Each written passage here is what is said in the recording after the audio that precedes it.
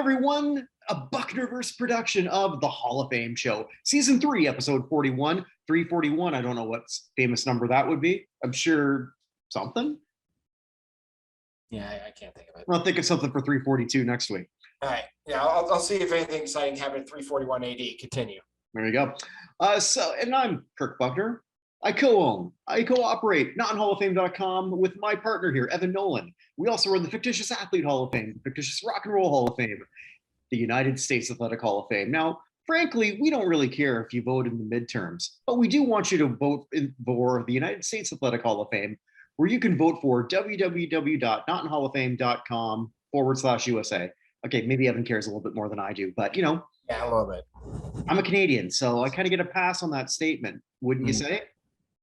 Then you're saying, like, wait a minute, what the hell do you have to do with the United States Athletic Hall of Fame? Well, I came up with it. There you go. Yep. So that's pretty much what we're sort of encouraging you all to do. Check that out. Check that out often, because you can vote and it's going to be completely democratic. To answer the question, in case you're wondering, in 341 AD, Coptic Christianity was introduced to Ethiopia by the Syrian apostle Frumentius. So there you go. Okay. That's about all I got. All right. Well, that's something. It is certainly something. We'll run with that. So there wasn't technically a lot of Hall of Fame news, but I do have quite a few people later on that I'm going to talk about on the elevator up, elevator down, which might surprise you. But I thought there was something that really cool came out of the Detroit Lions camp, and there is a sentence you don't hear too often. No kidding. Yeah, it's kind of funny. I mean, the Detroit Lions may not be the best run organization, but you don't really hear a whole lot of bad things come out about their owners lately, do you? There's certainly worse owners in the National Football League. There certainly are. I mean, like, yeah, Detroit doesn't seem so bad for a lot of people. But anyway, as Barry Sanders was being honored on halftime on the Sunday home game, he was told that they're going to make a statue of him. I wonder if it's the same guy who did the Howard Chuck statue. I should find that out. I don't know. Yeah. So that's pretty cool. This is going to be the first time that this has ever happened outside, I guess it's Ford Field. So I think it's going to be the first one where that first person to have a statue, any Lion. So I think that's pretty cool. We do sort of look at individual franchises, how they sort of recognize past players, contributors, easy for me to say, et cetera, et cetera. So I thought this was really cool. Yes, the way they 100%. do it. Yeah. So it's very congratulations. I mean, he's certainly the most deserving Lion of my lifetime. And if you really like him, you can vote for him for the first ever United States Athletic Hall of Fame class on this is where I'm sort of passing to you to do that. Oh, I see. www.notonhalloffame.com/USA. There you go. I memorized it. I did it. Well, I gave you one job and it worked. I gave my dog one job not to do squeaky toys. That didn't work. But you can follow Jasper the Friendly Corgi at Jasper_the Friendly Corgi on Instagram. I mean, if he's gonna interfere, I might as well give him a plug. He's 9 years old. He's gonna stop pretty soon. I don't think he's got that much in him, really. So Sorry to hear that. Well, I don't mean it like that, but I mean like he does. I understand. Yeah. Got it. Okay. We've had enough morbid talk on this show in the past little while. Speaking of which, who died? Yeah. This is going to be a short list this week, but it's a fairly impactful one for what we do here. So let's start in the world of horse racing. American Quarter Horse Hall of Famer Bubba Cassio, who is a two-time winner of the All-American Futurity. He's one of the best-known horse trainers out there. Also a member of the Texas Racing Hall of Fame and the Texas Cowboy Hall of Fame. Passed away at the age of 90. Oh, okay. From the world of, let's say the world outside of what we do quickly. One of the greatest magician / mentalist, Max Maven, if you ever followed him, passed away at the age of 71. What did he die of? If it's being sawn in half, that's. Yeah, no, usually that's the lady. No, he passed away of cancer. And also, do you remember the movie Julie and Julia, released in 2009? I know what it is, but I've never seen it. Well, Julie of Julie and Julia, the actual woman, Julie Powell, died Oh, of a heart attack at 49. I'm So, gonna okay. I'm gonna lay off that. yeah. Okay. All right. And from the world, we have one big name in music and two big names in football. So we'll start with we'll get through let's get through the music ones first before we get there. So passed away Geraldine Hunt, best known for the #1 hot dance music club play hit Can't Fake the Feeling from 1980. Passed away at the age of 77. She only ever released 2 albums in 70 and 80, and that was her only real hit. She also had Heart Heart with Charles Murata and a couple of those that hit US R&B charts way down, but she passed away at the age of 77.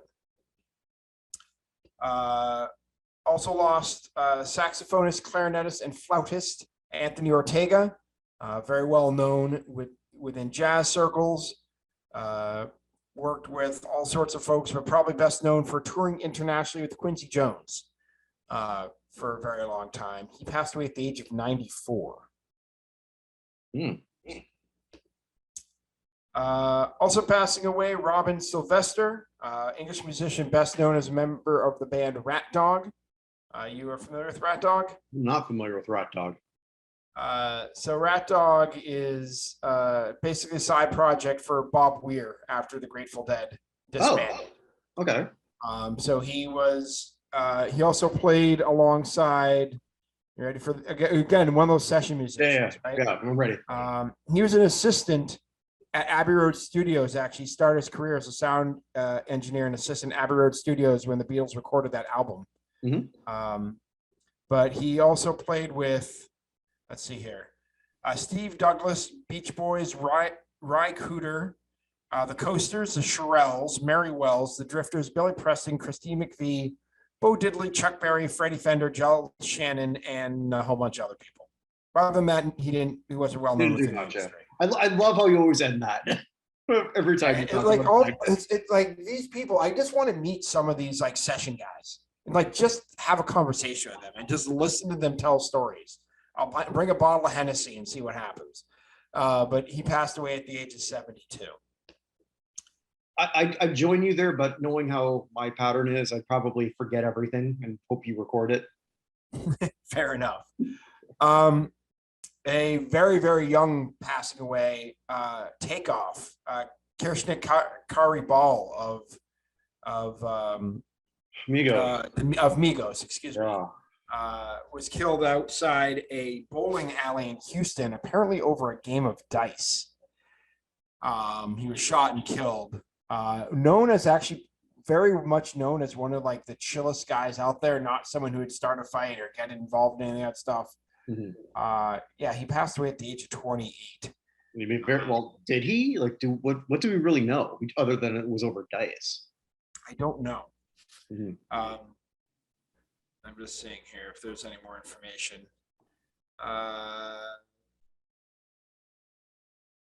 Quavo was there as well, and apparently fainted but was not hit. He did not believe that Takeoff was the intended target, is what they said. Apparently, a stray bullet hit him.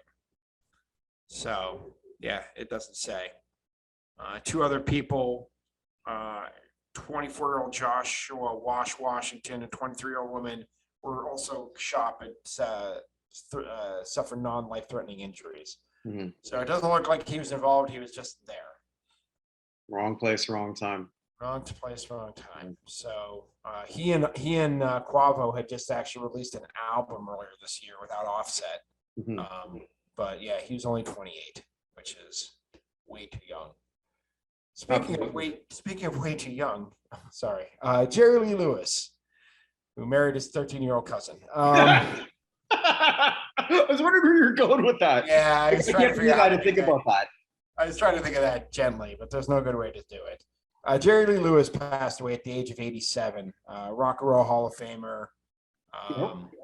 pioneer of rockabilly and rock and roll. Mhm. I mean, a whole lot of shaking going on. Great Balls of Fire are probably two of the best known rock songs to the early time period. I mean, I don't know how else to say.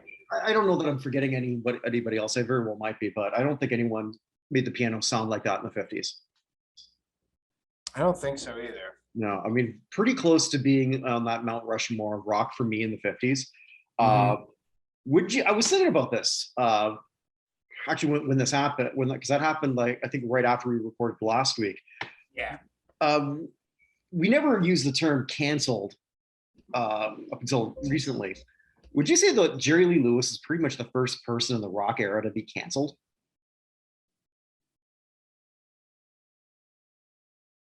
Was that? I mean, when does cancellation officially take place? Well, do you think? It's even then that's sort of like an ambiguous word now, because that's one of those things that's sort of a buzzing that's been used so many times that I don't completely know what that necessarily means. But when that scandal took place, and for those unaware, Jerry Lee Lewis, again, one of the greatest pioneers of rock and roll, period. Well, he married his 13-year-old cousin. Yeah, and she told stories about how terrible that whole situation was. But people didn't know that then. But they didn't know that then. That's true. What they did know is that he married a 13-year-old cousin. And say what you want about the 50s. Well, they got married a lot younger. Well, they didn't get married that young, and they didn't necessarily get married to their cousin. And that was not frowned, or is it not frowned? That was frowned upon, as it should be. And it killed his rock career. Now, he didn't really recover until like years later. And he had a couple, I believe he went to #1 on the country chart, and a complete reinvention of himself. And I suppose good on him for being able to do that. There's a lot of, I mean, we can't sugarcoat the story. You can't. No. But then again, still one of the greatest ones. Also, the part of maybe the worst rock and roll adaptation film ever. Dennis Quaid as Jerry Lee Lewis. Awful. Yeah. Yeah. Well, he was also, I'm just checking this, he was the last surviving member of the original Rock and Roll Hall of Fame class. That would make sense, yeah. And that class was, correct me if I'm wrong, that wasn't your standard 5-person class. No. So it was 1, 2, 3, 4, 5, 6, 7, 8, 9, 10. There are 10 members of that, 11 people overall. Right. But 10 members. So it's Chuck Berry, who passed away just a few years ago. James Brown, Ray Charles, Sam Cooke, Fats Domino, the Everly Brothers, the second of whom died a couple years ago. Buddy Holly, Jerry Lee Lewis, Little Richard, who just passed away also, I think, last year, right? And Elvis. So he was the last surviving member of the original Rock Hall class. So, is there anyone left from the next class? 1987. You know what? I was wondering the same thing. Smokey Robinson. Yeah, the next class, I think it's just Smokey Robinson. So all the coasters are gone. Eddie Cochran, Bo Diddley, Aretha Franklin, Marvin Gaye, Bill Haley, B.B. King, Clyde McPhatter, Ricky Nelson, Roy Orbison, Carl Perkins, Smokey Robinson, Big Joe Turner, Muddy Waters, and Jackie Wilson. Yeah, I think Smokey's the only one left. So, anyway. And technically, that's also because he got inducted way before he should have been qualified for it. But anyway. Also true, yeah. I mean, they didn't put the Miracles in for like 30 years later. Right. Yeah, because they made up some bullshit solo career that he technically didn't have, but whatever. Correct. That's neither here nor there. That's more of an indictment. He really had a hold on them, so. Choice. Well, I'm just gonna shed my tears of a clown, but anyway. Oh, there we go. Anyway, so Jerry Lewis was 87 years old. By the way, he was married 1, 2, 3, 4, 5, 6, 7 times. So. Wonder what the total combined age of those wives were when they got married. I wonder if it even added up to what. That's a math problem I don't actually want the answer to. Sorry, I'm being a little disrespectful, but it is. Yeah, but I mean, you can't tell the story without it. So you can't. Absolute rock legend, absolutely legendary dickhead. Mhm. So there we go. You can be And by both. the way, yeah, I was trying to think of other people who were canceled a long time ago. By the way, the only other one I could come up with from long enough ago is Gary Glitter, but that was on a whole different level. So Yeah, but that was also not at his height. also true. Well, did Gary Glitter really even have a height? No, I'm kidding. It did. I mean, It was a Billy very big Squires. height. Billy Squires' career was ruined over a music video, so who knows? Holy shit! You know that video in itself. I mean, when here's some shameless self promotion. I'll just do that a bit of that now. Chris Bourdain and I do a great show where we just it's called "This Crap Was on National Television." We could just do this. We could just do that video. No, I think just having videos would be kind of amazing. Like, Yeah, but this pop up video kind of beat us to it in a way. Pop-up video. And for those wondering what we're talking about, just Google or YouTube Billy Squire. Was it Rock Me Tonight? I think it's Rock Me Tonight. Yeah, I think it's that one. Picture it perfectly. Yeah. And it's just one of those things where you don't need somebody bordering on that hard rock heavy metal era to sort of go. Yeah, it was. There's a lot of rolling around in that video. Okay, what video was worse, that or "Dancing in the Streets" by Mick Jagger and David? Yeah, that's not a great video, but I think Billy Squires was significantly worse. Well, also too, you couldn't kill Bowie and Jagger. No, I mean, what are you going to do? So right. Okay, maybe we're moving on. Anyway, so we only have a few more people. Everybody else who passed away is from. Oh, I'm sorry, I did miss one other person from music. Joe Tarsia passed away, sound engineer, founder of Sigma Sound Studios. Again, another one of these people only had how many? Trying to figure out how many platinum records he had. I saw something on that earlier. 150 gold and platinum award winning records that he produced. Oh, okay. Wow. Including for Chubby Checker, Frankie Avalon, Fabian, Bobby Rydell, the Orlons, Dee Dee Sharp, the Dovells, Buddy Siegler, Jerry Butler, Harold Melvin, the Blue Notes, the OJs, the Stylistics, Stevie Wonder, B.B. King, David Bowie, the Four Tops, Whitney Houston, Madonna, Billy Joel, Steely Dan, Ashford and Simpson, Paul Simon, and others. He passed away at the age of 88. Also a member of the Musicians Hall of Fame and Museum, and a trustee of the National Academy of Recording Arts and Sciences. So, Joe Tarsi, 88. Yeah, all these people behind the music always fascinate me. Everyone else is from the world of football. Mike Fanning passed away, former defensive tackle, was an All-American at Notre Dame, played 137 games for the Rams, Lions, and Seahawks between 75 and 84. Remember their national championship team in 1973. It doesn't say what he passed away of, but he was a special assistant at the University of Tulsa's athletic department up until his death. Also passing away, John McVay, grandfather of a Super Bowl winning coach.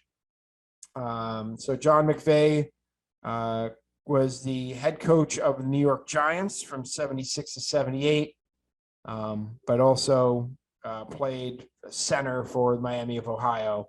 NFL Executive of the Year in 1989, and has 5 Super Bowl rings with Super Bowls 16, 19, 23, 24, and 26 when he was working with the San Francisco 49ers, among others. And he was also a member of the San Francisco 49ers Hall of Fame. Passed away at the age of 91. And then the two big names from football. Let's start college football with Vince Dooley, head coach of the Georgia Bulldogs from 64 to 88, was their athletic director from 79 to 2004, won 6 SEC titles and the 1980 national championship with Georgia. Was also the college football coach of the year, basically unanimously. Member of the Georgia Sports Hall of Fame. The Eddie Robson Coach of the Year was 1980. Sporting News College Coach of the Year. There's a whole bunch of them down here. But a member of the College Football Hall of Fame from 1994 on. And he passed away at the age of 90. One of the absolute legends of college football. Mm-hmm. And finally, Ray Guy passed away today at the age of 72. The second pure kicker into the Hall of Fame, but the only punter, Jan Stenerud being the first. We've since had Morton Anderson join as a third. Pretty much the most debated person, I feel like, as to whether or not they should be in the Hall of Fame for many, many years, and whether punter is a position that deserved it. But he retired in 1986 and was elected to the Pro Football Hall in 2014. Also a member of the College Football Hall of Fame. Three-time Super Bowl champion with the Oakland and Los Angeles Raiders. Six-time first-team All-Pro, two-time second-team All-Pro, seven-time Pro Bowler, member of the 70s All-Decade Team, and member of the NFL's 75th and 100th anniversary team. His numbers retired at Southern Miss, and he was a unanimous All-American in 1972. But again, other than that, what did he do, right? You know, there was nobody like him at the time. In a game where field position is so important, it's staggering to me that it took until Ray Guy before you had a punter this good. And to say that he was just the punter on 3 Super Bowl teams, he was a massive, massive part of that. And I didn't mean to imply that you were downplaying that, but I'm just sort of saying that in general. Understood. Ray Guy, and I didn't know this until I was looking this up today, that he was actually a first-round pick. Yeah, it's 23rd overall. Yeah. What draft 73, I believe. 1973 draft. Yeah. So, I mean, like, this is sort of where Al Davis was a lot ahead of the curve, and then later on he wouldn't be.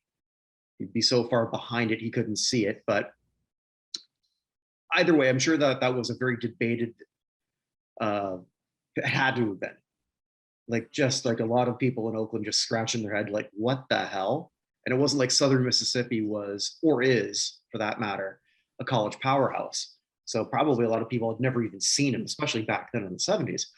I think when it came to the Pro Football Hall of Fame, his wasn't so much the issue to that, do punters belong in the Hall of Fame? I think a lot of people thought he did.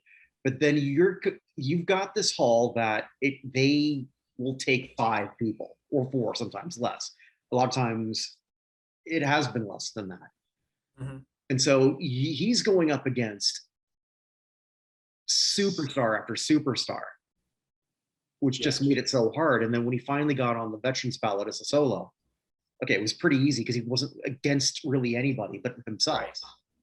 And that's why I think it took so long. I believe I could be wrong on this, but you said 86. So I think as soon as he was off the ballot, he was on the senior ballot a couple years later. Yeah, right now my Wait, no, it can't be 86. He retired in 86. Okay, so then it would have been 91. So he would have been on that ballot until roughly almost till, I think it might have been the year after. It could have been. Yeah. Sorry, my computer right now is just being very, very strange. I can't open up my normal Excel stuff. No worries. But I mean, like, either way, I tell you. Either way, it'd be like 1 or 2 years after. I mean, so he was sort of I don't know that he was so much the victim of his position so much as the victim of the Pro Football Hall of Fame starting so late. And doing that too. And because it'll be really, because what Shane Leckler is on the ballot now. For the first time this year. For the first time. If he's a finalist, I won't be surprised. If he's a semifinalist, I won't be surprised. If he doesn't make the semis, that won't surprise me either. Any one of those 3 things to me are equally possible. Yeah, so guys last year on the ballot was 2008. Oh, okay, so I wasn't even close to being right on that. So then he came in 2014. Okay. So I think it's for Ray Guy. I mean, like, he was a revolutionary. Completely. It helped change the game. borrow a line from a friend of yours. Can you tell the story of football without this person? I honestly think you can't without Ray Guy. I really believe that. I mean, he was a very important member of 3 Super Bowl winning teams while being a all-pro first or second team 8 times. Yeah. I mean, yeah. So, yeah, he was only 72. I was looking, by the way, I went looking at that draft from 1973. Okay. We had one player who's in the Hall of Fame who was undrafted from that year. Some guy named Drew Pearson. I was going to try to guess, but okay. Oh, I'm sorry. Well, I'll let you guess. I'll let you guess the other 4 Hall of Famers: 3 first rounders and 1 in the 4th round. I can give you teams. I'm sorry. They're third round. So there are 3 first rounders, including Ray Guy, and 1 in the 4th round. Okay. And if you want the teams, I'll let you know. Please. All right. So the 4th rounder is the easy one. San Diego Chargers. Oh, Fouts? Dan Fouts, correct. Dan Fouts, the pick right for Dan Fouts, by the way, was Terry Metcalf. And then the last pick of round 1 was Buffalo Bills. Oh, OJ. Okay. Nope. OJ was the last pick of the first round? No, that can't be. No, it was not OJ. So you're wrong. Yeah, definitely wrong. Is it Delamere? It is Joe DeLamielleure. Very good. And actually another not that hard one. The first of 2 picks of the New England Patriots, pick overall number 4. Oh, crap. I can see it, but I can't. I can't remember his name. What? Give me a position. Offensive lineman. Yeah, John Hanna. Thank you. Their second pick was Sam Cunningham, who still holds the records for most career yards with the team, which is crazy. Sam Cunningham, of course, the older brother of Randall Cunningham. But the Patriots are to running backs what the Bears are to quarterbacks. Death. Yeah. The Bears all-time. But the finger jewelry looks so much better. What? The fingers look so much better. The Bears have never had a quarterback throw for 4,000 yards. That blew my mind. Yeah. But the Patriots all-time running back has 5,200 career yards in Sam Cunningham. We've never had anyone more. So the first pick in that draft, by the way, John Matusek. So that first round is pretty good. Burt Jones, Dave Butts, Chuck Foreman. They're a bunch of really good players. Absolutely. Absolutely. Anyway. Okay, so next section, the regular section, it's elevator up, elevator down. If you're thinking I'm missing a giant elevator down, we're getting there. So yeah, we'll get there eventually. Yeah, so basically elevator up, elevator down. Every week I say, who in this mythical Hall of Fame elevator has pressed a button to go up? Who's pressed a button to go down? And once you get there, it's Debo. He's the person who's going to let you through. Or maybe I was thinking, I just watched this again. It's a guilty pleasure movie. Night at the Roxbury. It could be Michael Clark Duncan. First time I ever saw it. Fair enough. Yeah. So elevator up. I generally don't put a lot of stock into Gold Gloves. I'm not going to read off all the Gold Glove winners because I really can't be bothered. The Gold Glove has vastly improved since the debacle when Palmeiro, yes, won a Gold Glove for a position he didn't play. Yeah, it was like 16 games at first base or something. Yes. Some ridiculously small number. And it wasn't like he was in the outfield. He was playing mostly at DH. But since that time, and I did check this out, I didn't see when they made this change, but you basically you have to actually play there. And 25% of the vote is actually now based on Sabre. So that's really helped out a lot. So we've added to the list our a 10-time Gold Glove winner. So I'm going to read you all the Gold Glove winners. Wait, do I still have that? Or yes, I do. Okay, here we go. So joining that list is Nolan Arenado. He won his 10th Gold Glove. And if you look at his stats defensively on Baseball Reference, there's no issues here at all.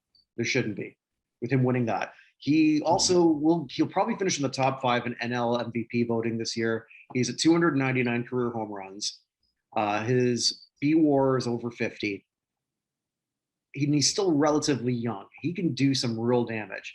A lot of people aren't. I don't think this might be the first time we've ever brought his name up in the years that we've been doing this. But now he's a 10-time Gold Glover. Jesus, Kirk. Gold Glove winner. I should do this when I'm drinking. I'm only having Coca-Cola. My God, I'm stumbling over everything. But here are all the other ones who have won more than 10. So we got Greg Maddux, pitcher, but still whatever. Jim Cott, Brooks Robinson. I'll say that was Jim Cott's number one reason for getting the Hall, pretty much. Yeah, well, and the last 5 he never had a business winning, but anyway. Ivan Rodriguez, Ozzie Smith, Roberto Clemente, Willie Mays, Keith Hernandez. That's the first name who's not in the Hall, but you can see him for now. Yeah. Roberto Alomar, Omar Vizquel, who, well, we know why he won't be. Johnny Bench, Mike Schmidt, Ken Griffey Jr., Ichiro Suzuki, Andrew Jones, who could, and Al Kaline. Andrew Jones will get there eventually, I think. I think if they were 15 years, he'd definitely get on the normal ballot. I think he gets close and he'll get in eventually. I think it's a pretty strong possibility. So, I mean, like the weakest on this list, arguably is, well, no, I would say arguably, it's Vizquel. And I said that before all that shit happened with his domestic violence issues that came to light. I've always felt that he was a defensive compiler. I don't need to necessarily bring that up now. But I do think that that's a very impressive list that Nolan is now in. And I people will, if you're voting for that, I don't know how you ignore this. You can't. So he is one of my elevator ups. Are you talking about the person who you sent me a tweet on? Or a fact? I am not, but that would technically be an elevator up. That's why I sent it to you. Yeah. Okay. So, I mean, obviously it's well, not obviously, because no one else knows what I'm going to say. Taylor Swift made history. Which is Elon Musk knows what you're talking about, my friend. Yeah, actually, I guess that's one prediction you got wrong. You said that wouldn't happen. Well, it's controversial. I did not think it would happen, but the way he's going, he's going to destroy Twitter very quickly. No, then we'll just go on something else. Yeah, I know. So too bad, because I've met a lot of great people on it. But or it may just still survive. Doesn't affect us because we don't say anything controversial. So I certainly don't say anything controversial on Twitter. No, I really don't. I saved that for here. But yeah, Taylor Swift has become the first person to be number 1, 2, 3, 4, 5, 6, 7, 8, 9, 10 on Billboard. Now, to be slightly contrarian, it's not that difficult anymore. What she sort of like put out now, it's not like the release of singles, purchase. It's not like you even have to buy it in most cases. Saying that, I don't know that there's anyone else on this planet, and I don't get Taylor Swift. I don't get her appeal. I think she's massively talented, but I'm not that demographic. So why the hell would a 50-year-old man understand it? But I'm impressed by it. Yeah. So in case you're wondering, the previous record, this is literally a record nobody can break. They can only tie now. But the previous record, Drake had 9 out of the 10, I think 4 years ago. So, but yeah, having 10 out of 10 is kind of amazing. So we've got a new album coming out that's dropping pretty soon, I think. So maybe he can tie it. Maybe he can reclaim half his record back. There you go. Yeah. So I mean, that I know that Madonna's ruined the chances of a lot of pop divas. For the way she didn't show up and a few other things. But Taylor's got as good an argument as possible. If no other reason than they can stick it to Kanye by putting her in. I guess, well, wait a minute. When would she qualify? Because hasn't she been putting out music since she was 16, 15 or something? Well, let's find out. Yeah. So while you're doing that, so I'll just wax poetic about that. I mean, her music obviously doesn't speak to me, but I respect the hell out of anyone who writes everything. And she does. And her fans love her. and Our have first album, forever. our first album came out in 2006. Okay. So it'd be 2031. 2032, 2032. the whole thing. So 2032, so 10 years from now. Not impossible for a first ballot. It's really not. Yeah. So we'll see. I don't know. Well, yeah, that's something I'd love to have. Hold on, let me go to the future rock legends and see who else would be up in 2032 when I keep talking. Yeah, I'm gonna say change it because every time I look at that, it morphs here and there. But yeah, unlike my site, because I never do that either. Yeah, right. Yeah, because I've got everything so perfect. Oh, we have it nailed down, my friend. Oh, exactly. What's the other big name? Do you have that up? I'm gunning it right now. I'm just making sure. They have Taylor in 2032. All right, so that year we got the Fleet Foxes, Gnarls Barkley, the Jonas Brothers, Lily Allen, St. Vincent, and a whole bunch of other people I like Paolo Nutini, who's never getting in, Wiz Khalifa, Tom York's solo career. So the highest entry when I revise it in 2031 is what you're saying. Yeah, pretty much. I'm just looking like a lot of these other ones. Jennifer Hudson, Catherine McPhee. There are a whole bunch of David Cook, a whole bunch of former American Idol people. Daughtry, Daniel Powder. Oh my goodness, I forgot about him. It'd be a pretty bad day if I have to rank him.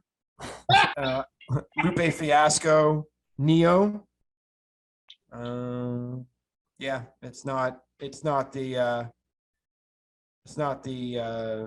biggest group of names I've ever seen. Oh, has Taylor ever appeared in a rock ceremony? Is who? Has Taylor Swift ever appeared in a rock and roll ceremony? She's going to be this one, isn't she? I Even think she is. I think isn't Taylor Swift. Hold on.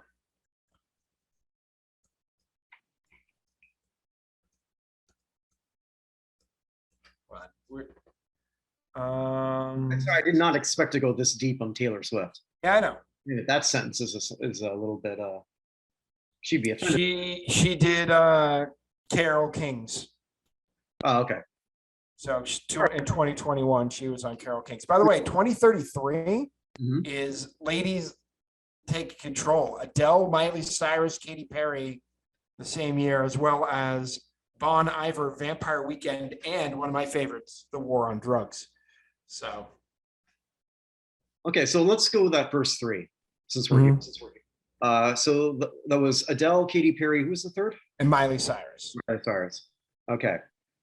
Right now, this is not my favorites, but I'm just thinking if I were to rank them, you've got Adele, Katy Perry, Miley Cyrus in terms of chances. If Miley Cyrus goes full on rock like she should, with that voice and that attitude, she could blow them both away. No doubt in my mind. Yeah, 2033 is a much better year, just by the way. Cage the Elephant, who I think has an outside shot if they keep going. Flo Rida, maybe not. I saw him there. Jason Isbell, Nathaniel Rateliff, One Republic, Sean Kingston, the Ting Tings. So Walk Off the Earth, internet famous. So anyway, Duffy. And I got to keep this going for a while, then, huh? Yeah, right. So, actually, when's your yeah, son? we'll never run out of bands. So, when's your son going to take all this over? I can retire soon. Understood. Yeah. So, anyway, all right. So you have anyone else? Or okay, no, I've got some back. I've got some back. So here's my elevator down, and technically it's not really an elevator down because I think it's just when Debo sort of takes a look at the list, it's like he's going to do one of those. He's already a Hall of Famer now, but I think we got to talk about Russell Westbrook.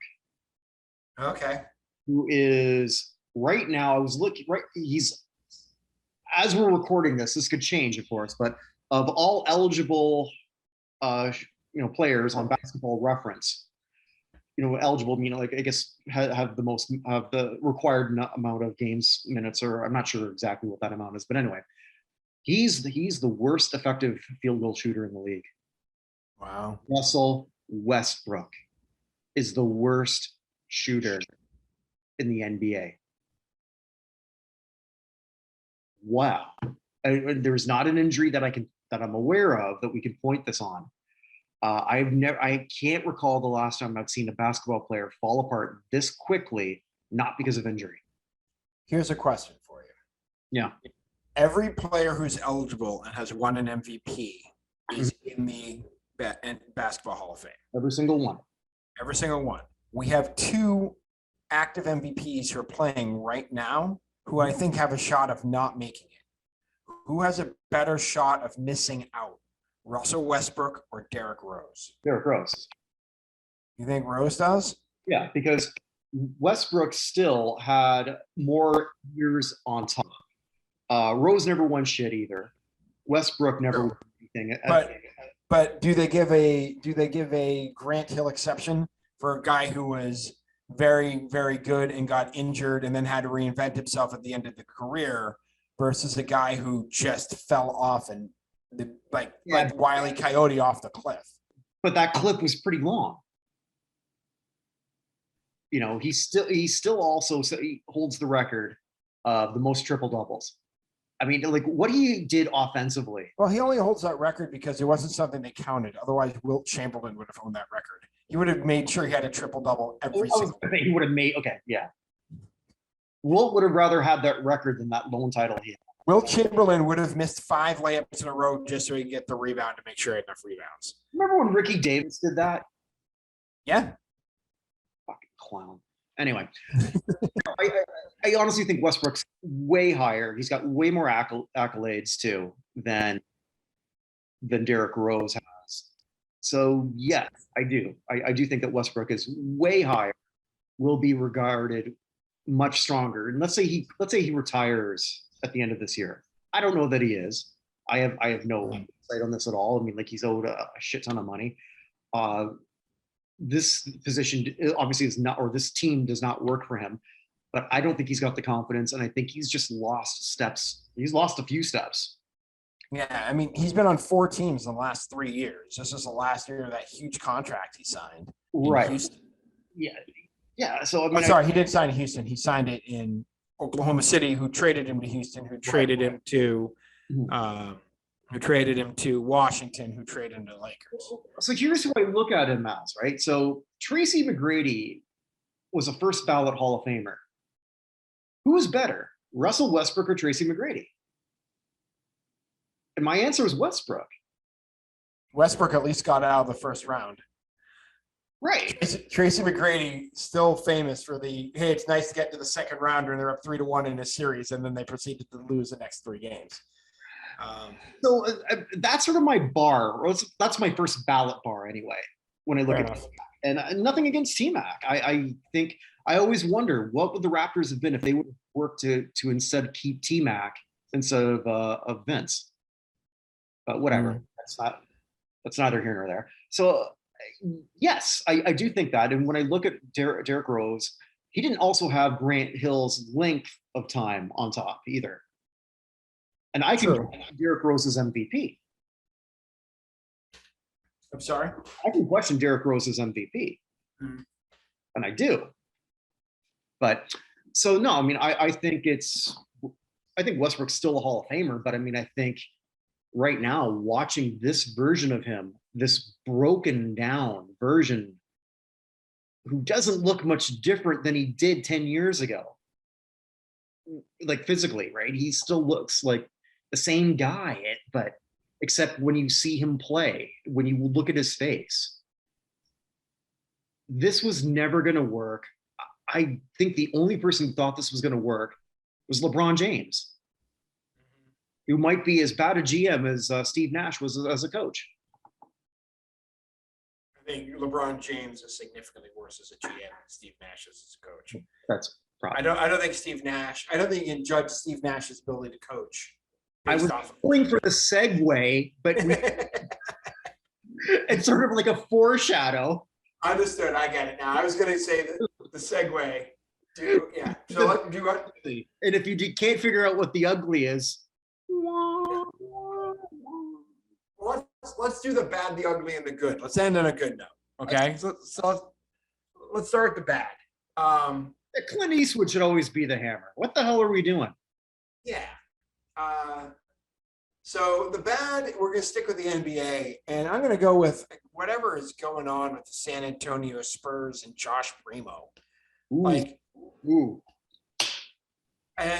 This is all either this lady is lying significantly. We'll talk about what this is first. What? Okay. So this woman's name is Dr.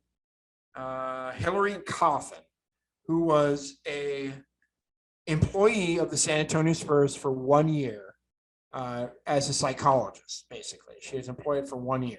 She said during that time, Josh Primo, on 9 separate occasions, exposed himself to her during the sessions. Now, the Spurs have said that they, let me see here. Where is it? Spurs CEO R.C. Buford says the franchise disagrees with the accuracy of facts, details, and timeline that was presented. However, Mr. Primo was cut by the team 3 weeks after they guaranteed his next year of his contract because he's exposed himself to 2 other women that was caught. What is it about athletes in Texas that want to do this? So he's a free agent and is basically not being picked up by anybody. His number 12 pick in the 2021 draft. But the Spurs are maintaining that she's lying. They basically sent her home, told her not to come back, and didn't renew her contract when it was up in August of this year. Mm-hmm. Her claim is about the exposure. The lawyer for, by the way, her attorney is Tony Busby, who is the guy who represents women who are suing Deshaun Watson. It's the same attorney. So the judge or the lawyer for Primo says that that he apparently still had his junk in his shorts, and that if there was a problem, she should have told him, and that let me see here, that she is using ugly stereotypes and racially charged fears for her own financial benefit, and that an act of betrayal against her young client, Dr. Coffin, who is 40 years old, falsely claims that he exposed herself during the course of her numerous therapy sessions. Like, she's much older than Mr. Primo with many years of experience as a sports psychologist. Okay. So because she's older than this, like, what? It's the whole thing is just dumb. This whole thing is it's awful. And the Spurs are one of those franchises who have a pretty sterling reputation overall. They do. So this whole thing is just ugly. I don't understand what's going on. This is an ultimate he said, she said. But we'll see what happens. I mean, she's suing for a significant amount of money, both Primo and the Spurs. So. Well, maybe him and Miles Bridges can go in the 3-on-3 league. I think we may have some other people available for that league coming up here. We very well might. Oh, God damn it. Well, we know what the whole. Let's just go the ugly. And it's the entire franchise that is the Brooklyn Nets. Yeah. And if you're wondering why I didn't pick Kyrie Irving, this is why. Yeah, because we're going to talk about it. So, by the way, I after what happened today, I thought there was a Westbrook for Kyrie trade possibly on the table. I don't think that is happening now. Can you imagine trading Kyrie and getting Westbrook back for Durant? How he would react to that? Well, you wouldn't be able to tell by his face. He's, by the way, Durant's playing fantastically, and the rest of that team is so bad. Think about this for a second. So you've got the malcontent Durant, who's always miserable about something. Pretty much. The whack job and Kyrie are like, I don't know what's going on with this guy. He's convinced that this is going to sound like something he'd probably say, that all the rest of us are chained to the wall, with the allegory of the cave from ancient Greek mythology, and he's the only person who sees behind the curtain and realizes what's really going on with the world. He sees himself as this hypersensitive, understanding what's really going on person, and he's just not that deep. But then they also had James Harden with him. And I always said, and I've said this on the show a few times, I don't think James Harden's particularly bright. I'm going to change my tune just a little bit because he knew to get the hell out. Yeah, he knew how to get out of there. Who Kyrie strikes me about right now, maybe I've been watching, I'm doing deep dives in MCU, like a lot of people are. Mm-hmm. Kyrie Irving, the way he speaks with this such poised, I'm putting this in air quotes, intelligence, because he believes it and believes everything he says. What does every great villain need? They need to believe that they are doing what they think is right, regardless of whether it is or isn't. There's a quote or a tweet that from somebody from The Ringer. You probably know better than I. I was just like doing like a whole search and all this stuff. Raheem Palmer. So here's what he said today.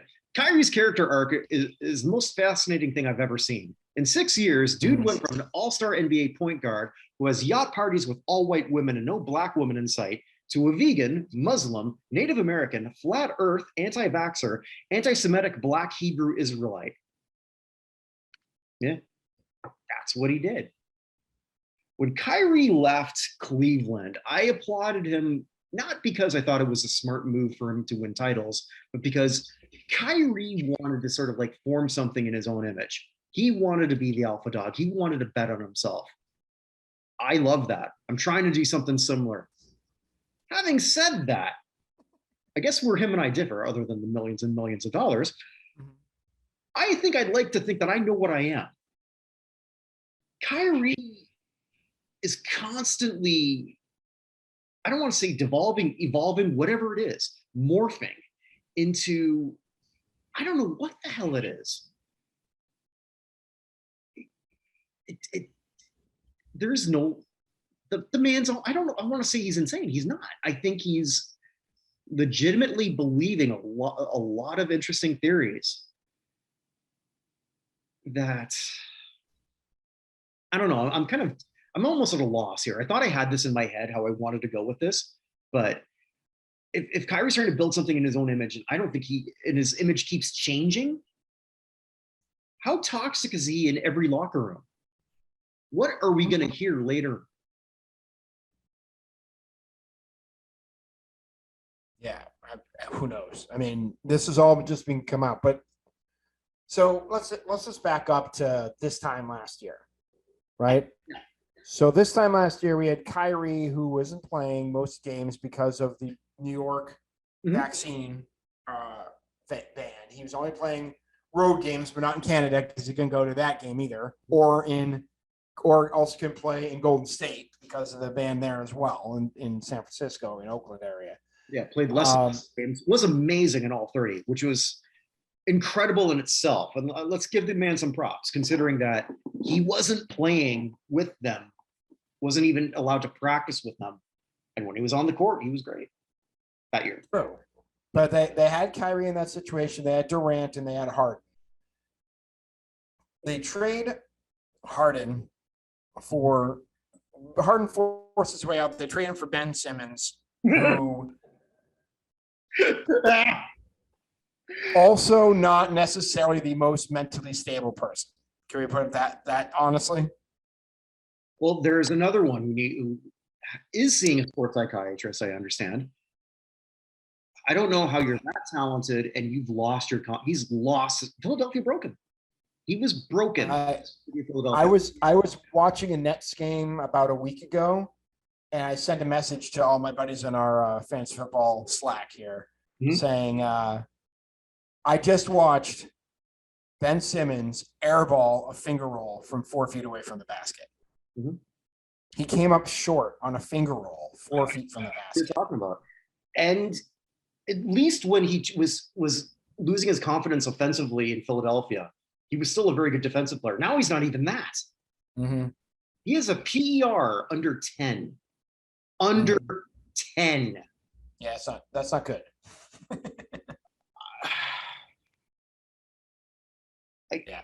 I don't even know what to say here. Is there more going on, or is he just broken? Or is he just no confidence? I don't know, but he didn't play last year. They talked about him playing in the playoffs. The Celtics swept him out in 4 very close games, right? And to be honest, in that series, Bill Simmons brought this up today, and I'll actually agree with Simmons on this. I think Nash did actually a pretty good job coaching in that series based off of the roster that he had, right? We get to the offseason, and Durant, who's created this whole situation at the beginning, wants out. And then when it's clear there's no way they can trade him for anything for value, he demands that Sean Marks and Steve Nash be fired, which also does not happen. We get 6 games into the season. Hold on, I had this up earlier and I accidentally closed it. And you and I actually last week, we were going to have a bet, which you didn't follow through on, which is too bad because you would have made the money or made the beer back. Wondering who was going to get fired first between Doc Rivers and Steve Nash. You had Nash, I had Rivers, and you ended up winning. The Nets are now I don't remember. We didn't actually. You didn't want to commit because you needed more time to think about it, and then we never got the chance because it ended this week. But the Nets are 2-6 and are being outscored by 6.8 points a game, and they cannot play defense at all. So Durant gets half of his wish, and Steve Nash is mercifully saved from having to coach any of these idiots anymore. And Kyrie's belief system comes into effect where he basically was involved in a very anti-Semitic film and was given a chance to explain it. And I have that queued up if we want to play the entire thing. Go ahead. It's 6 minutes of basic. Okay, but before we sort of do that, so Kyrie wasn't involved in the film, to be fair. Correct. Kyrie just tweeted the link to this film, which is I don't even know the name of it, and I don't care to, frankly.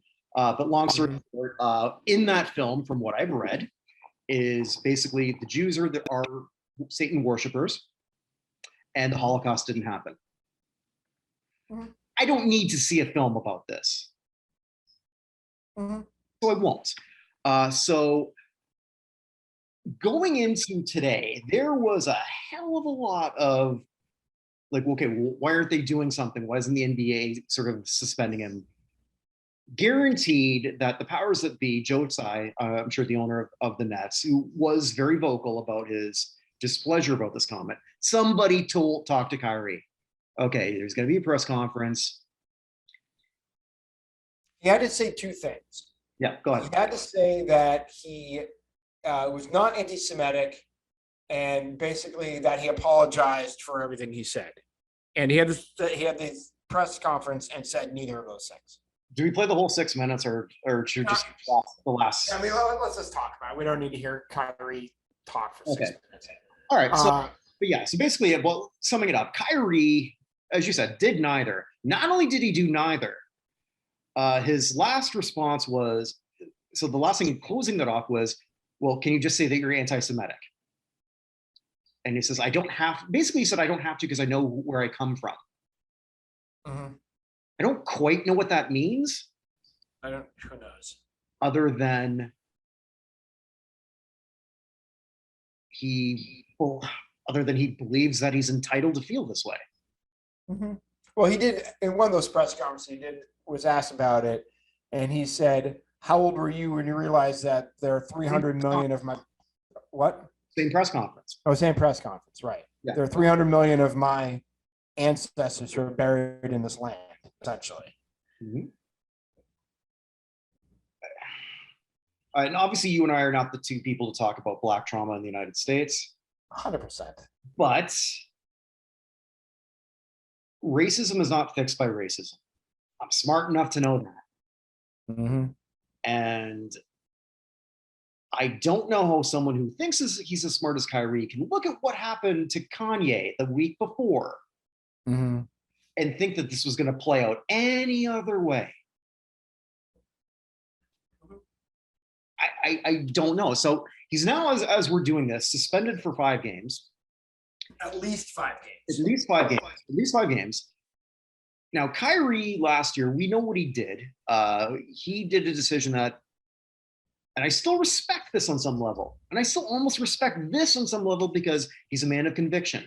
I don't like his conviction, but he's a man of them. Mm-hmm. A lot of us aren't. Mm-hmm. You know? So he forfeited millions upon millions of dollars. I don't think he's got an endorsement left. And that was before all of this.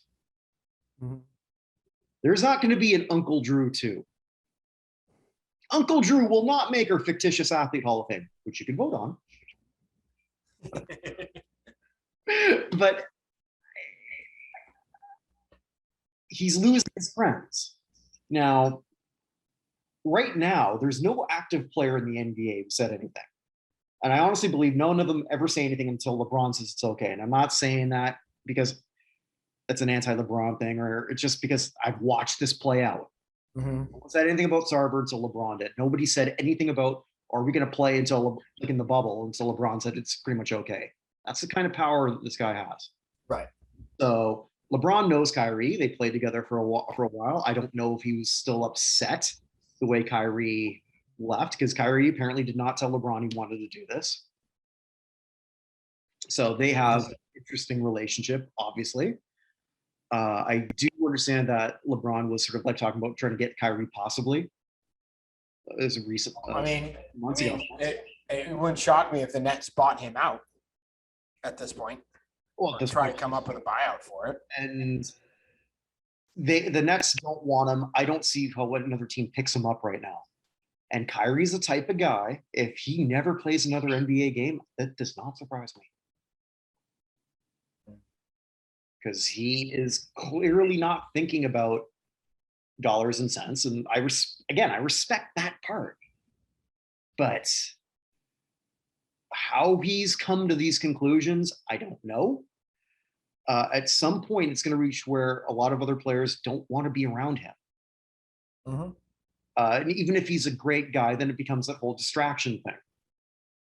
Right. Well, I mean, that was actually, I don't know if you heard the Simmons Raja Bell podcast on this. Yeah. No, I didn't. But that was Raja was just talking about like what it's like to be an athlete where you're just constantly have to answer questions about somebody on your team who's kind of nuts. You know what I mean? And like who was he talking about? He was just talking in general about having to deal with stuff going on. It's like there's normal stuff where people get mad and they'll be off for a couple of days and you just get over it by the end of the season, or like a couple of days later, everything's fine. Mm-hmm. But just in terms of what that does to the mental stuff within the mentality of the people within the locker room, because one person gets frustrated and the next one gets frustrated and then people aren't concentrating on the team. It becomes a what the hell is going on in this locker room sort of situation. Especially in the most egocentric sport that there is. Yeah, 100% the most egocentric sport. So, yeah, that's what then Kyrie's ego might just say, "Nah, I'm done." He could. I mean, he did give $500,000 to the Anti-Defamation League, which after the press conference, the Anti-Defamation League returned to him. So we broke even. He broke even. So they basically said that press conference is a farce and there's no contrition and not just taking the money from someone who doesn't care. So we'll see. But by the way, while this is all going on, the Nets are like, well, we need someone to control this chaos. Mm-hmm. And who does it look, at least rumor like they're bringing in? Who? Ime Udoka. Oh, I did hear that. Is he still under So, contract though? he's still under contract with the Celtics. He's suspended for the year. The word on the street is that the Celtics will let him go to the Nets without compensation. They let him go to a division rival without any sort of compensation because they just want out from underneath the whole situation. Right now, Joe Tsai's wife to see if he thinks that's safe. Yeah. I really But they let him go without compensation because if they fire him, they owe him money. But if they let him go to someone else who's going to pay him, they can probably just get out from this whole obligation. Is what the thinking is. Let's see, Claire Wu. I don't think perfectly fine looking lady, but I don't think that's his type. I'm not going to get in. I'm not even going to look it up. I don't want to. We should not be getting into that sort of conversation. The point of the story here is like this is already a complete and utter mess. I mean, prior to Joe Tsai, the previous owner, I can't remember his name, the Russian guy, who traded basically all of his draft picks to the Celtics and ended up with Jason Tatum and Jaylen Brown out of it. And then traded all the draft picks again. Like they are a nowhere organization. Can you imagine, right? They make this bold thing. Okay, we're going all in for a team that is a couple years past their prime, but they can still do it. Blow everything, mess up, destroy your own team, and yet somehow a few years later, you wind up with 3 potential future Hall of Famers. Mm-hmm. And after 4 years, you have 1 playoff series win. I think combined, what did they even play together as a trio? Very few. Couldn't have even been 50 games. Agreed. It has to be less than that. I don't know off the top of my head, but it has to be less than that. Right. So yeah, and everything that they touch turns to shit. Everything. Mm-hmm. And I don't see that changing anytime soon. At some point, we got to start talking about the curse of Julius Erving, don't we? With this franchise. Wow. But yeah, just let's move on here. Let's move on to. Yeah, so anyway, I this whole situation, I just guys are putting a bow on it. I don't know of any organization in professional sports in North America that has been in more, at least in the 4 major sports, that's been in more overall turmoil than the Brooklyn Nets over the last year and a half. That's all I'm going to say. All of this with the promise when they moved to Barclays. Which doesn't sell out, by the way. Oh, no? Okay. I guess right now, why would it? But at that point, when that move happened, how many articles and tweets did we read about how, okay, this is the new team in New York. The Knicks are over. Knicks are still over, but but they're not. It's still their town. Yeah, the Knicks are 3-4. So anyway, I didn't say they were good. But they're still that they are still a game and a half up on the Nets. So still the Knicks. It's like the Montreal Canadiens stink, but it's still Montreal Canadiens. Yeah, congratulations to the Jets, by the way, for beating them in overtime tonight. Me too. So anyway, which segues into my good. I atop the Mount Manitoba. Damn it. All right, anyway. There. This segues into my good. I'm going back to the NBA and the NHL. Let's start with the NBA. The quality of play in the NBA this early part of the season has been fantastic. Mm-hmm. Like absolutely fantastic. Teams that you weren't expected to do anything. Like the Utah Jazz are 6-3. They traded everybody for draft picks, and they just can't lose right now. Well, they lost tonight, but it's like they're not, or they lost last night. I'm sorry. Here's a you didn't think you'd hear: top 10 players: Tyrese Halliburton and Lauri Markkanen. I know. It is absolutely incredible. Like the player efficiency ratings at the beginning of every season tend to start low and get higher as the season goes on. Mm-hmm. We're basically at February player efficiency ratings in October. This league is so good right now. The amount of talent in this league is fantastic. It's sorry that everything's getting hijacked by the Suns stuff and the Nets stuff and all this other things, but that like also shows what decent players can do in times of turmoil. if your locker room is cancer free and you're building a competitive team, I mean, you're right, Utah, like that's a great story. That's a phenomenal story. The Cavaliers are 6-1. They beat the Celtics in overtime and by 1 point last night. Mhm. Like Cleveland, imagine Cleveland after all this is significantly better than Brooklyn. Toronto's been good. The Good. Trailblazers are supposed to suck. They've been good. Mm-hmm. Like it's just great to see. Like the Wizards haven't been bad. The Wizards, or the Magic beat the Warriors tonight. Like it's just interesting to see how strong this league is right now. I have to bring that up after everything else. I honestly want to talk about the NHL though right now. Okay. And we're speaking of good. I mean, my Boston Bruins are 10-1. The only team we've lost to is Ottawa, which is hilarious. We lost to Ottawa 7-5 and are currently, how many games we played? We've played one more game than the Senators and are up on them in the standings by 12 points this early in the season. It's hard to be up 12 points 11 games into a season, but there we are, particularly since you dropped 2 to Ottawa. Mm-hmm. And by the way, we fired our coach and we're 10-1. Our coach got hired by Vegas and they're 10-2 in their first 12. There's another, there's a piles of teams. Buffalo is playing some good hockey right now. Buffalo, yeah, they have 14 points in 10 games. The Devils are way up at the top after years in the wilderness. Mm-hmm. It's good to see. But the reason I'm bringing them up more than anything, I love their new campaign that they are using for their players right now. What's that? So it's basically Mark Messier is the face behind it, saying that the new golden era is now. That the NHL's golden era is here, and they're selling their stars. Like, here's who you need to see. We're going to get their faces on everything. We're going to put Hall of Famers. I mean, we all know, everyone knows Mark Messier won the only Stanley Cup that ever existed in 1994. Captain of that team, right? But him just being out there, I mean, like, these guys are incredible. Here's what's going on with them. It's exactly what baseball should be doing, but refuses to do. I mean, baseball had a no-hitter in the World Series yesterday, and 97% of the country does not care.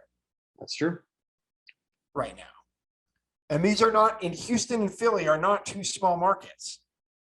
Well, they've got to hit. They got to make everything hit, right? So, like, I haven't, because we're recording, so I stopped watching after the 6th. But I watched, like that. So you've got Meek Mill doing sort of an opener. That's the shit you've got to do. You've got to appeal to a young demographic.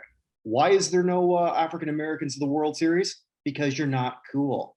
They're playing something else. Because like when we were saying like last week, it's not like they need more opportunity in the inner cities. That's not why. Athletes are doing other things. They just are. And yeah. It's so simple. There's no other reason for it. It's not like hockey, where if you grow up poor, and that's regardless of what race you are, you're probably not playing hockey. You basically have to get up to get ice time at 5 o'clock in the morning somewhere with skates and a whole bunch of pads. It's the economic barrier to get into hockey is higher than almost absolutely. I mean, that's the biggest reason. Once you get past that, then you're going to see it far more diverse, which you pretty much are. I mean, a lot of that is coming from mostly my country, of course, but that's because there are. I mean, Nazem Kadri. Like, I love that story. You're going to see a new wave of Indian Canadians. You watch that happen. Here's my prediction. Here's a bold prediction. Not that I know of anyone coming up through the ranks, but I'm 50. So before I become a senior citizen at 65, there's going to be an Indian Canadian who wins a solo award in the NHL. Wouldn't surprise me. Yeah. Wouldn't surprise me if it was an Asian Canadian who did that either. Yeah. The west coast of Canada. Right. I'm just mostly thinking about the demographic. Toronto. Toronto, Vancouver. Yeah. And also too, this might sound a little bit general, but there's a lot of big boys from India, Mm. a lot of size. So it's going to happen. And a big part of that is because that generation is growing up middle class and can't afford to do it. That's it. I mean, but yeah, baseball's got to like itself. Like you said, you've said it before. You've echoed that in other conversations in many a bar across the city. Rob Manfred is a commissioner who hates that. And I'll say another thing I've said many times before. Bettman is actually now becoming a Hall of Fame person, like a commissioner. Yeah, After he got into the Hall of Fame. After he got in the Hall of Fame. Yeah, Gary Bettman, if I was blanking on his first name. But no, I mean, it's you've got to market these people. And it's really not that hard to do. Yeah. Hockey's a great game. Hold on a second. So a fan told Reddit, I just looked up Rod Manfred. A fan told Reddit he was sitting next to Rob Manfred tonight. He would yell the most upvoted comment at him. So I want to see what this is. Hold on one second. I'm going to mute it. So just in case there's a problem, I just want to see what it is.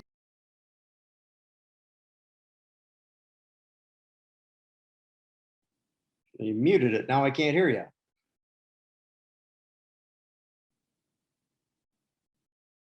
Quote was, "Hey Rob, if you want the youth, end the blackout, dumbass," is what he yelled at him. Okay. Yeah.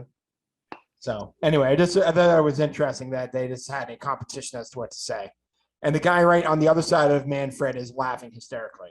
So, but yeah, he sucks. But anyway, I'm not here to throw more dirt on Rob Manfred. I'm here to praise the NHL for standing behind their stars, and they have a lot like the Sidney Crosby, Alex Ovechkin. By the way, Ovechkin scored tonight and tied Gordie Howe for most goals with one franchise. Which is pretty cool. But the Sidney Crosby, Alex Ovechkin era is going away, but what's coming behind it is fantastic. Mm-hmm. So, and again, it's very exciting when your team is, wins 11 of their first 12 games or 10 of their first 11. That's so. Living in a hockey mad city. It's right in the heart of it too. Yeah. I'm really looking forward to when you come up here. But yeah, we should always do this. We're always going to close on the good, I think. Let's close on the good. There's too much negative. I can't. How many times? I like the bad. I like building to the ugly though. So the bad, the ugly, and the good. So. Wah wah. Okay. Hey. Anyway. I wrote a book. You can buy that. It's a great Christmas gift. Amazon. On Amazon.com, you can get Chavo Guerrero Instant Classic. See my shameless plugs now that I'm going to do. It's about Chavo Guerrero, late great Chavo Sr. Helped him write his autobiography, so check that out. I hear it makes a great Christmas gift. No, I don't know. It might. Absolutely, yeah.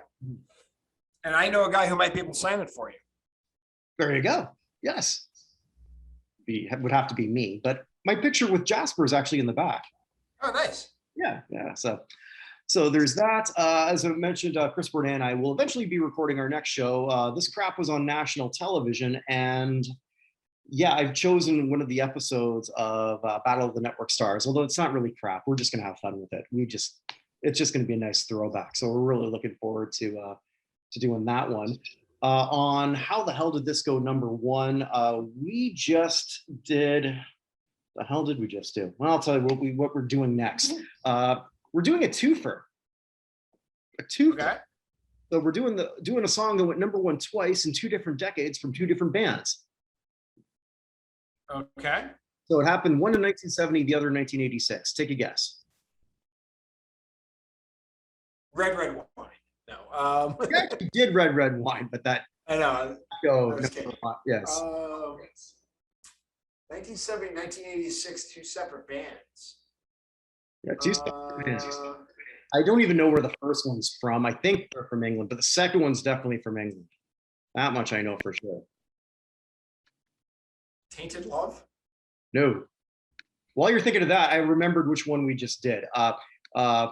and because I'm pissed off at myself because I forgot a clip that I was going to add. Maybe I'll get Ted to add it in post. It was Leo Sayer. You make me feel like this. Oh, yeah, that's right. I don't know. My Endless Love. No. Well, okay. Let's see if I tell you the band name because it's so one hit, you might not even know. Shocking Blue. I actually should know this because the song was on my radio not that long ago with Shocking Blue because I pointed out to my son, or my son pointed out to me because they have the name of the song on the thing. It's like Shocking Blue. I don't know. Yeah, Jasper's trying to tell you it's Venus. I'm your Venus, I'm your fire. Oh, okay. The Razor commercial song.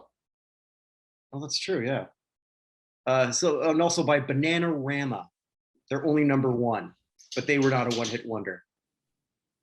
So that's what we've got next. Also, okay, football fans, we put together, actually there's some new additions too, who I think will be joining us on the 9th. So I'm pretty excited about that. So we'll have some new voices. And if you want to join us on November 9th, Evan, myself, and a bunch of other people who just love Halls of Fame, we are going to tell you who we think should be in the Pro Football Hall of Fame because we're going to pretend that we're the committee. And again, Jasper's got a lot to add. Jasper is in favor of that. Jasper is very much in favor of that. Usually he's asleep at this point, so I don't know what he's sort of noticing out there on Mount Manitoba. Something must be going on here. So is someone trying to climb the walls of Mount Manitoba? He's looking at me like I'm an idiot. He's right. But yeah, if you want to join us and you've got something unique to say and you're from a fan base that we don't usually have. I mean, so that means, sorry, if you're a Bears fan, we got you. If you're a Patriots fan, we got you. We need a Bengals fan is what we need. I want to hear from that. I want to hear from the Rams. I want to hear from do the Rams have fans? Based on home games, no. I mean, the last game was 85% probably 49ers fans. We don't really have a 49ers fan either. True. In our little crew. For whatever reason, we seem to slant East Coast. Yeah. Well, I mean, it's a Hall of Fame. In that way. I don't know. But nevertheless, if you want to be a part of that, we would love to have you. Just shoot either Evan or myself a DM, and we'd be more than happy to invite you along. Just show up with your clothes on. But anyway, that did happen. But with that, wherever you all are, wherever you may be, stay safe, everybody. Take care, guys.